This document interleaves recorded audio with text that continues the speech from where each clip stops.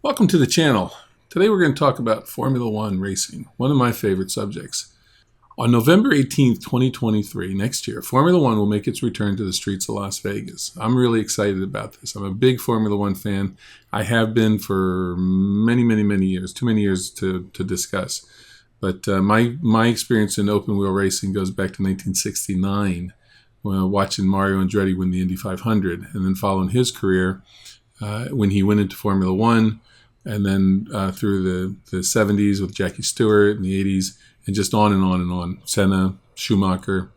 I've been a big fan. So I'm really excited that it's coming back to Vegas. They last raced in Vegas in 1982 as the Caesars Palace Grand Prix. They basically drove around the parking lot. And, for the time, it was a pretty good race. But much has changed for Vegas and for Formula One in the past 40 years. One thing hasn't. Both Formula One and Las Vegas enjoy really great spectacle. Next year's race should be the greatest of spectacles.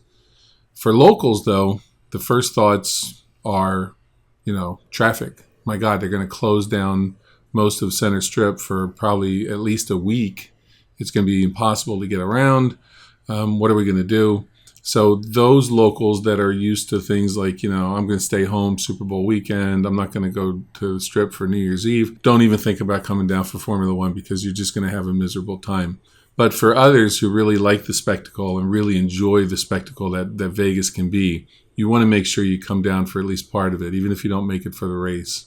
You should at least, try to get down and see the track, maybe go to practice, go to qualifying, really take it in. It's a lot of fun. And we haven't had Formula One in Vegas since '82. We haven't had open wheel racing on the streets of Vegas since 2007 when the Champ Cars were here. Traffic's going to be brutal, and if you stay away from the Strip for events such as New Year's Eve, such as the Super Bowl, you probably should stay away from the Strip for the F1 weekend as well.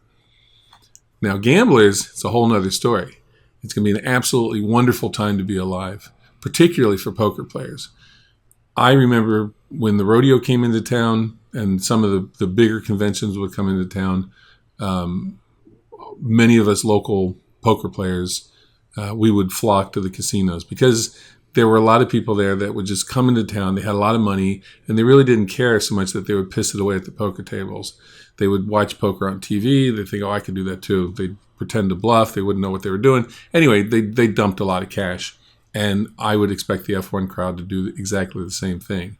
But that's how Vegas and Formula One work. It's all about glamour. Right now, the most glamorous race on the F1 calendar is Monte Carlo. Think Vegas, think Monaco on steroids. We can argue about whether one is more glamorous than the other. One is more classical glamour. One is more glitzy like Vegas is. But they both will have their place, I think, in the coming years. That's F1 in Vegas.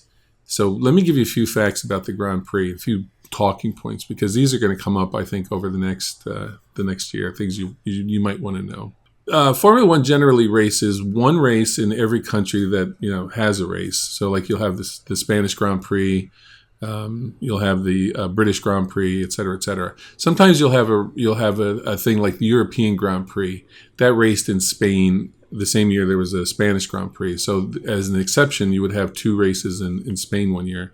Countries like Germany don't have a Grand Prix anymore. They used to have one every year, but they just don't have one anymore. So F1 looks for ways to fill the calendar slots and also expand the calendar. Next year, there's going to be 3 Grand Prix in the United States, which is really unheard of. Formula One over the past 40, 50 years has had a loyal fan base in the United States. But they've only recently tried to focus greater efforts on building that base. And that's one of the reasons you have 3 Grand Prix. The United States can support it financially. We have, 3 locations that can have the proper facilities that Formula One demands. A lot of countries can barely put together their single Grand Prix for the season. The 3 Grand Prix. The first one is the Miami Grand Prix. That's going to be next May. And the first Miami Grand Prix was this past May. The event was, it had mixed reviews. The race itself was pretty good. The venue was pretty good. There were kind of a couple of weird things to it. They had like a marina that they had boats on it, but it actually wasn't water. It was like painted sidewalk and pavement. It was really kind of goofy. But it had the glitz, it had the glamour, it had the celebrities. and it had a lot of attention, and it brought in a lot of new fans to F1. Overall, it was a success. The next race in 2023 on October 22nd will be the United States Grand Prix, and that's at the Circuit of the Americas, which is located outside of Austin, Texas. The U.S. Grand Prix is currently going on this weekend as I'm recording. As a matter of fact, when I'm done with this video, I'm going to watch practice. So this year is the 10th anniversary of the U.S. Grand Prix being held at the Circuit of the Americas. It's hard to believe it's been 10 years already. Before that, the U.S. Grand Prix was held at Indianapolis Motor Speedway. They had a road course built specifically for Formula One. It was okay for a while, then it kind of turned into a disaster. One of the most embarrassing moments of F1 happened at the Indianapolis Motor Speedway. They also raced at Phoenix. They raced in Watkins Glen in New York, Riverside, California, and Sebring, Florida. One of the most unique things about the Las Vegas Grand Prix is that the event will be held on a Saturday night and not on the traditional Sunday. The race will start at 10 p.m. local time on Saturday, November 18th. Almost every Formula One race begins at 2 p.m. local time. There have been exceptions in recent years because several venues now have nighttime races, such as Singapore. This is a major change for F1 and a point of contention for F1 purists. F1 purists like the idea that no matter where you are in the world, locally, the race always starts at 2 o'clock. I don't think that's a big deal. I think it's a realistic approach by F1 in Las Vegas. You do not want to have a Grand Prix starting at Sunday at 2 o'clock. Sunday at 2 o'clock is when everybody's in their cars and they're headed back to California or Arizona or wherever, or trying to get to the airport to fly out. So having it at 10 o'clock on a Saturday night is ideal. I think that's going to be viewed after the fact by everyone as being the best thing about the race, is that, having a Saturday night start time was just a great idea. The track layout has generated much debate among both fans of the sport and those who see how much of the strip and surrounding roads will be blocked for several days.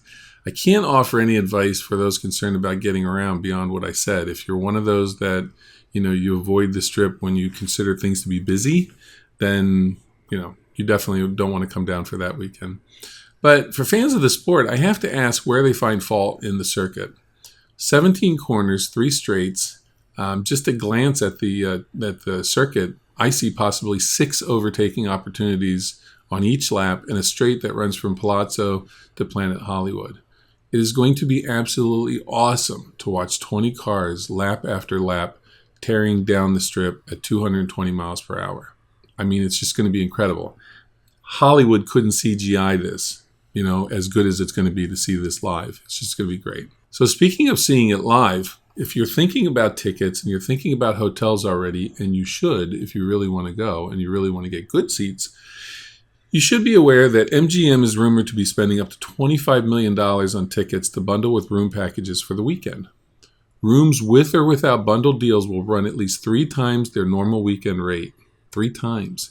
The average fan who's willing to make their way to the event from an off-strip property will still be able to attend, but should not expect to get anywhere close to the action on the strip or on the pit straight unless they're willing to shell out over $1,000 for a seat.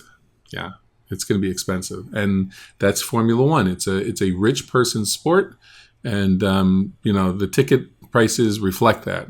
If you are budget conscious, I don't think the budget word really works for this, but if you are budget conscious, it might be best to look for a deal where you can watch practice or qualifying and then watch the race at a sports book or a local bar.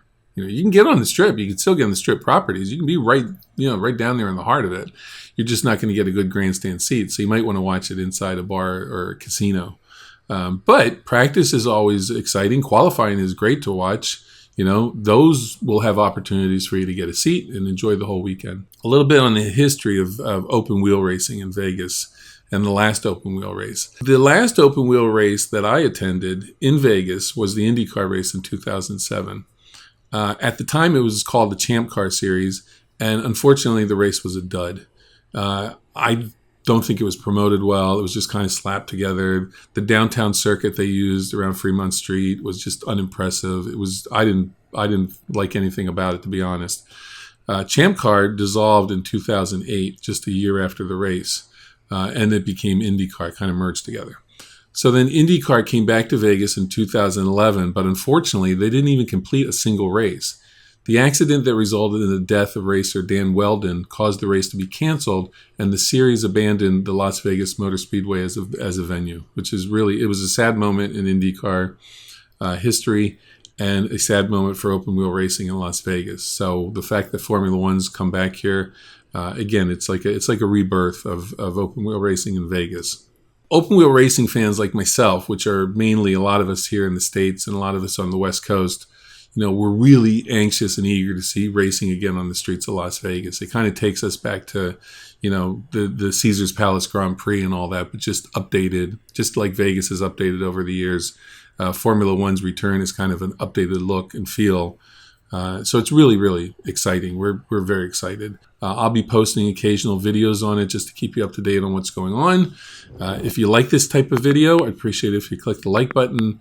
If you haven't subscribed already, I'd appreciate it if you smash the subscribe button and also click the notify button so you'll be notified of the next video.